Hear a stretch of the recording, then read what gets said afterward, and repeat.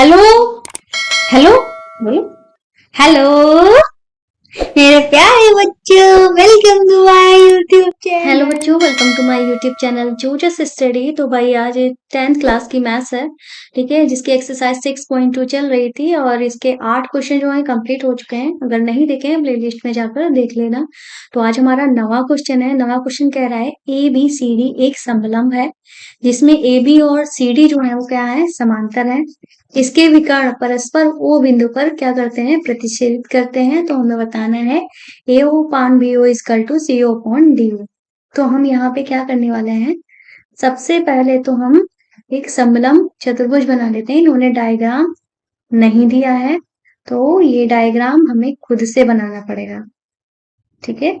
इस तरीके से ये हमने क्या किया है, एक समलंब चतुर्भुज बना लिया है, ठीक है। ये हमारा समलंब चतुर्भुज जो बनाया है हमने, इसकी खास बात है। बात क्या है हमारी खास, खास बात ये है कि इसमें ये वाली जो भुजा है, इस वाली भुजा के समांतर है। इसका मतलब क्या हुआ, ये जो है वो ए बी है और ये जो है वो हमारा क्या है, सी डी है, ठीक है। इतना है। और एक और चीज ध्यान रखना है, इन्होंने क्या बोला है, एओ अपॉन बीओ, इसके मध्य में एक बिंदु बताया है। बिंदु हमारा ये मध्य में कैसे बनेगा, जब हम इनके विकर्णों को मिलाएंगे तो इनके मध्य में एक हमें बिंदु मिलेगा, ठीक है। अब ये जो हमारा मध्य में बिंदु मिला है, ये इसका नाम इन्होंने क्या बोला है, ओ बोला है, ठीक है। इसीलिए इन्होंने कहा है AO upon BO is equal to CO upon में डीओ, ये हमको बताया है। तो हमको सबसे पहले इसमें क्या करना होगा, एक रचना हमें करनी होगी इसको सॉल्व करने के लिए। हमें क्या करना होगा, ए बी, ये जो हमारी रेखा दी गई है ए बी, इसके समांतर ओ से होकर जाने वाली एक समांतर रेखा खींच देंगे इस तरीके से। मतलब ये जो हमने रेखा खींची है समांतर, इसका हम नामकरण कर देते हैं ई और एफ, ठीक है। तो ई एफ जो है ए बी के समांतर है और ए बी किसके समांतर है, सी डी के समांतर है। मतलब ये तीनों जो रेखाएं हमारी हैं वो कैसी हैं, एक दूसरे के समांतर है। तो हम यहाँ पे लिखेंगे ओ से होकर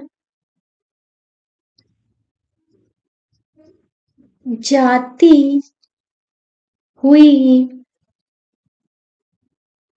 एक रेखा ई एफ खींची, ठीक है, जो ए बी के समांतर है, ठीक है। जो किसके समांतर है, ए बी के समांतर है। अब हम इसको कैसे कह सकते हैं भाई, ये जो है हमारी रेखा है ए बी के समांतर है, या कह लो सी डी के समांतर है। ए बी व सी डी हम यहाँ पे लिख सकते हैं, ठीक है। ए बी व सी डी के समांतर है। तो हम यहाँ पे इस तरीके से लिख सकते हैं, ई एफ जो है वो समांतर है ए बी के, ठीक है। और ये समांतर किसके है, सी डी के। मतलब ये तीनों ही रेखाएं हमारी एक दूसरे के समांतर है। तो सबसे पहले हम कौन सा त्रिभुज लेने वाले हैं, E D, E A B, sorry A B D, ये हम त्रिभुज लेने वाले हैं। तो हम यहाँ पे लिखेंगे त्रिभुज ए बी डी में, ठीक है। अब इसमें हम क्या देखते हैं भाई, ये वाली भुजा जो है, ठीक है, ई ओ जो है हमारी भुजा, वो ए बी के समांतर है। मतलब किसी दो त्रिभुज में, किसी एक त्रिभुज में अगर दो भुजाओं के मध्य में खींची गई रेखा तीस त्रिभुज की तीसरी रेखा के समांतर है, तो वो हमारा कैसा, उसके भुजाओं में क्या हो जाता है, समानुपात होता है। तो हम यहाँ पे लिख देंगे, इसमें हमारा क्या है, ये एबीडी जो त्रिभुज दिया गया है, इसमें एबी जो है हमारा, वो समांतर किसके है, ईओ के। ईओ बोलो या ईएफ बोलो, बात एक ही है क्योंकि दोनों एक ही रेखाएं हैं। तो हम कह सकते हैं अतः आधार भूत समानुपातिक प्रमेय, ये जो आपकी 6.1 वाली प्रमेय है उसका नाम यही है। ठीक है, इस प्रमेय से हम क्या कह देंगे, भुजाओं में समान अनुपात कर देंगे, मतलब AE upon ED, AE upon में ED इज इक्वल टू हो जाएगा BO अपॉन में OD। ठीक है, हमने क्या किया है, AE अपॉन में ED, इसको क्या करेंगे, BO अपॉन में OD, BO अपॉन में OD बोलो या DO बोलो, बात एक ही है। ठीक है, OD बोलो या DO बोलो, बात एक ही है। ठीक है, इतना हो गया, इसको हम क्या करेंगे, समीकरण नंबर 1 कह देंगे। ये हमारा समीकरण नंबर 1 हो गया। अब हम आगे क्या करेंगे, आगे हम अब दूसरा त्रिभुज लेंगे। कौन सा त्रिभुज हम लेने वाले हैं, अब इस बार हमने लेने वाले हैं, अभी हमने लिया था ABD, अब हम क्या लेंगे, इस बार हम लेने वाले हैं AB, और हम C तो नहीं लेंगे, इस बार हम लेंगे ACD, ये वाला त्रिभुज लेंगे। ठीक है, कौन सा त्रिभुज लेंगे, ACD। हमें ऐसा त्रिभुज लेना था जिसमें एक भुजा कॉमन आ रही हो, तो एक भुजा कॉमन लेने के लिए एक तो ये हमारा त्रिभुज हो गया, दूसरा हमारा ये वाला त्रिभुज होगा। ठीक है, सेम आधार पर एक तो ये वाला त्रिभुज बना है, एक दूसरा ये वाला त्रिभुज बना है। ठीक है, तो हम क्या लेंगे, ACD।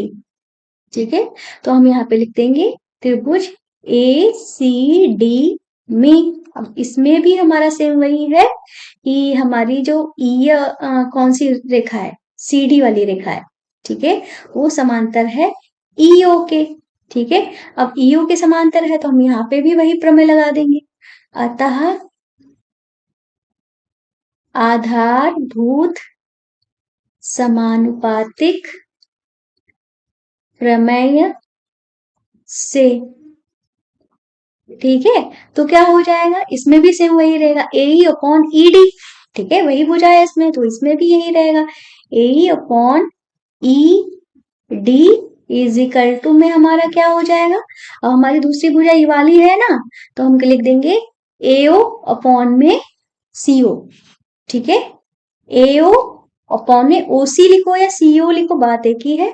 ठीक है, इन्होंने CO यूज किया है तो हम यहाँ पे CO लिख रहे हैं OC की जगह पे, बात एक ही है। ठीक है, इसको हम क्या कहते हैं, समीकरण नंबर 2 कह देंगे। ठीक है, ये हमारी समीकरण नंबर 2 हो गई। अब हम आगे क्या करेंगे भाई, ध्यान से देखिएगा, अब हम यहाँ पे लिखेंगे समीकरण 1 व 2 से। अब समीकरण 1 और 2 से हमारा होगा क्या, इसमें भी AE अपॉन ED है, इसमें भी AE अपॉन ED है, इसका मतलब ये हमारा BO upon DO is equal to AO upon CO आ जाएगा। तो हम यहाँ पे लिख देंगे क्या है हमारा, BO upon DO, BO upon में DO is equal to AO upon में CO। ठीक है, ये था हमारा। अब हम जब अपने प्रूव करने के लिए जो हमसे बोला गया है क्वेश्चन में, वो क्या बोला गया है, ये बोला गया है AO अपॉन में BO। ठीक है, और CO अपॉन में DO। ठीक है, अब हमारा यहाँ पे क्या आ रहा है, BO के अपॉन में DO आ रहा है। ठीक है, तो अब हम क्या करेंगे, पक्षांतर कर लेंगे। ठीक है, कैसे करेंगे पक्षांतर, जैसे कि कैंची गुणा होती है ना, वैसे ही ये CO हम उधर पहुंचा देंगे और DO को उधर पहुंचा देंगे। ठीक है, तो हमारा क्या हो जाएगा, ठीक है, ये हमारा क्या हो जाएगा, हमको क्या प्रूव करना था एक बार देख लेते हैं, AO अपॉन BO। ठीक है, तो हम ये हमारा क्या हो जाएगा, CO उधर गया, ऊपर हो गया, DO नीचे ही था।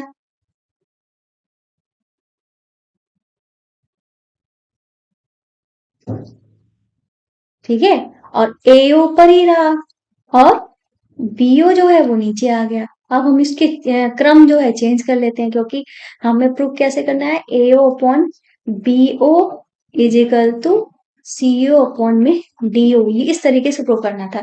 ये वाला इधर ले आए, ये वाला इधर ले आए, बस इतना ही प्रूव करना था और क्वेश्चन जो है वो हमारा प्रूव होके आ चुका है। एक एक स्टेप को बिल्कुल आराम से, बिल्कुल धीरे धीरे समझाया है ताकि आपको सब कुछ समझ में आए। ठीक है, इस तरीके से आप यहाँ पे लिख दो प्रूव्ड। ठीक है, तो ये क्वेश्चन कौन सा था हमारा, 6.2 था, पूरा पूरा कंप्लीट हुआ है। अब हमारा लास्ट वाला क्वेश्चन है, लास्ट वाले क्वेश्चन को ध्यान से देखिएगा, वो भी इससे कुछ मिलता जुलता है, बस इसका अपोजिट है। ठीक है, इसमें क्या है, इसमें हमको बता दिया था समलंब है। अगली बार हमें क्या करना है, हमें प्रूव करना है कि समलंब क्या है। ठीक है, तो इस क्वेश्चन को करने से पहले हम आपको बता देते हैं, ये रहा हमारा ऐप जिसका नाम है NCERT books and solution. Play store में जाइएगा, यहाँ पे आप इस ऐप को डाउनलोड कर लेंगे तो आपको सारी की सारी फ्री में बुक, उनके सारे के सारे सोल्यूशन बिल्कुल फ्री में प्रोवाइड कराए गए हैं। ये हमारे हैंड रिटन नोट्स भी वहां बिल्कुल फ्री में मिल जाएंगे। ठीक है, तो ये काम जरूर कर लेना। आप चलते हैं अपने क्वेश्चन नंबर, कौन सा है ये हमारा 10, इस पे चलते हैं। तो ये कह रहा है एक चतुर्भुज है, ए बी सी डी के विकर्ण परस्पर ओ बिंदु पर इस प्रकार प्रतिच्छेदित करते हैं कि A O upon B equal to C O upon D. तो दर्शाइए कि ए बी सी डी समलंब है। जो हमारा पहला वाला क्वेश्चन दिया गया था उसका जस्ट अपोजिट यहाँ पे दिया गया है। ठीक है, तो क्या करेंगे, हम यहाँ पे एक चतुर्भुज बना लेते हैं। अब इन्होंने कहा है समलंब प्रूव करो, तो हम यहाँ पे जो चतुर्भुज बनाएंगे वो समलंब वाला ही बनाएंगे। ठीक है, और तो भाई हमने एक समलंब चतुर्भुज बना लिया इस तरीके से, और इनके विकर्ण भी हम यहाँ पे मिला देते हैं। ठीक है, और हमको यहाँ पे पिछले वाले क्वेश्चन की तरह एक डॉटेड लाइन जो है वो यहाँ पे बनानी पड़ेगी, जो ओ से होकर जा रही होगी। ठीक है, तो ये था हमारा चतुर्भुज, इसका नामकरण कर देते हैं। ये हमारी रेखा है ए बी और ये रेखा है सी डी। ठीक है, और यहाँ पे हमारा ओ है और यहाँ पे हमने ई बनाया है और यहाँ पे हम एफ रख देते हैं। ठीक है, अब हम क्वेश्चन को सॉल्व करेंगे। ठीक है, तो अब हम क्वेश्चन को सॉल्व करेंगे। तो सबसे पहले इन्होंने बोला क्या है, ए बी सी डी के विकर्ण परस्पर ओ बिंदु पर प्रतिच्छेदित करते हैं, तो हमने ओ बिंदु पर प्रतिच्छेदित भी कर दिया। अब इन्होंने कहा ए ओ अपॉन बी ओ, ठीक है, मतलब ए ओ अपॉन बी ओ और is equal to C O upon D O जो है वो हमको देकर रखा है। ठीक है, तो ये हमारा एबीसीडी समलंब प्रूव करने के लिए हमें क्या प्रूव करना पड़ेगा, ए बी जो है वो सी डी के समांतर है, ये हमें प्रूव करना पड़ेगा। तो हम यहाँ पे रचना में लिखेंगे कि रेखा ए बी के समांतर रेखा ई एफ खींची। ठीक है, ई एफ खींची। अब ई एफ कह लो या ईओ कह लो या एफ ओ कह लो, बात एक ही है, तीनों एक ही, तीनों पॉइंट एक ही रेखा पे हैं। ठीक है, आप कुछ भी बोल सकते हो। तो हमने ये रेखा खींची, तो हम यहाँ पे कह सकते हैं कि ए बी जो है वो समांतर किसके है, ईओ के समांतर है। ठीक है, अब हमको ये तो पता नहीं है, ठीक, ईओ के समांतर है या ईएफ के समांतर है।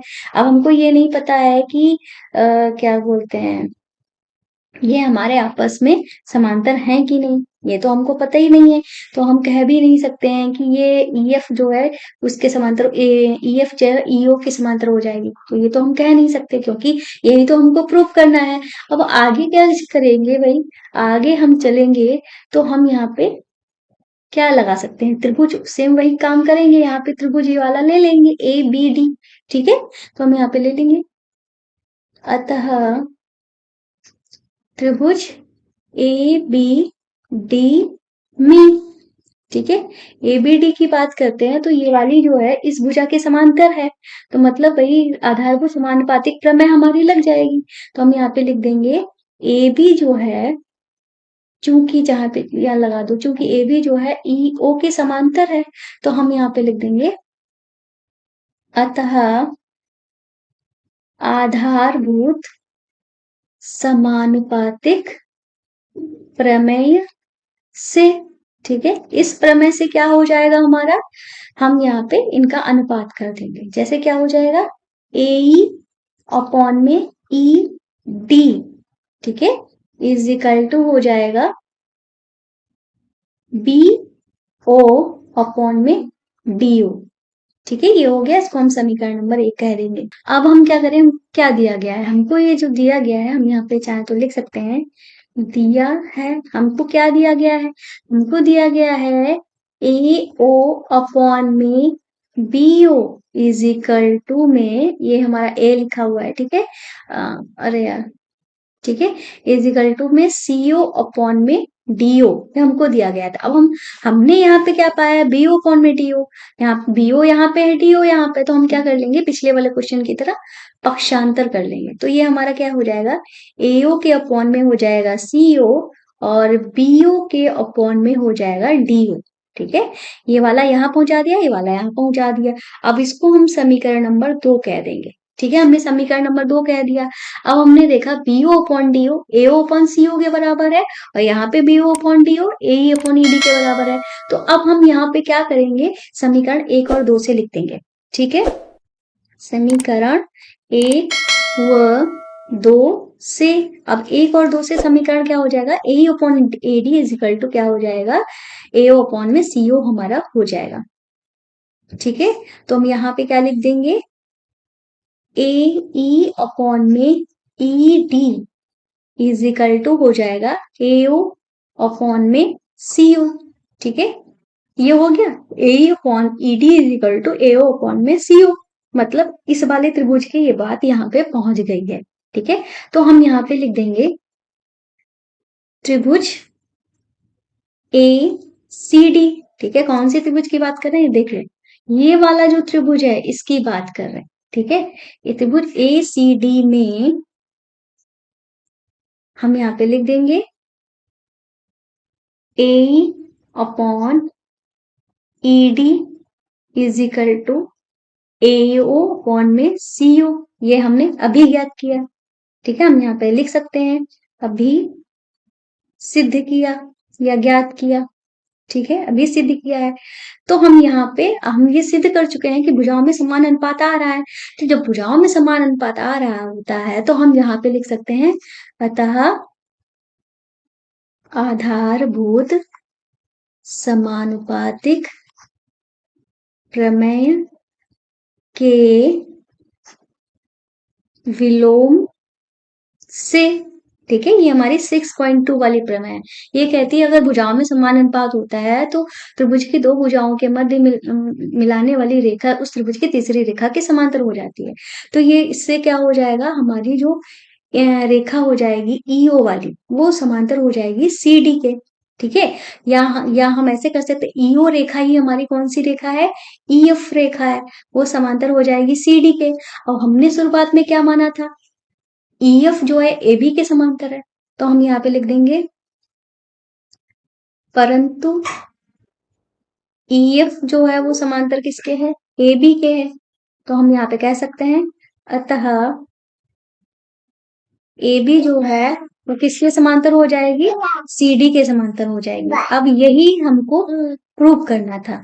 ठीक है, एबी जो है वो हमारा सीडी के समांतर हो गया है, तो हम यहाँ पे लिख सकते हैं अतः चतुर्भुज ए बी सी डी एक